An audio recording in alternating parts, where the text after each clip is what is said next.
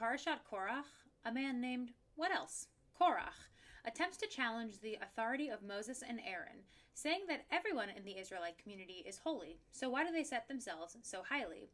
When Moses is asked that, he falls on his face. He doesn't defend himself right away. He doesn't put his foot down.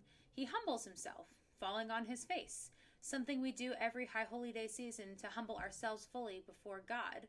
And only after he does so does he respond.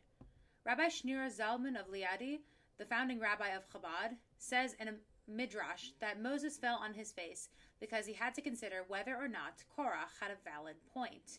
Moses fell on his face because he thought perhaps Korach was a messenger, and he needed to read his own intentions to ensure that everything was kosher. Once he had thoroughly reflected and decided that his motives were altruistic, only then did he respond. Moses heard a criticism of himself.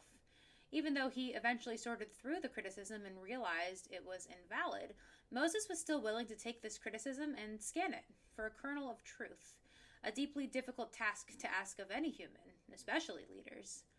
In this story, Moses is the good guy and Korach is the bad guy. It's easy to look at sides in this story.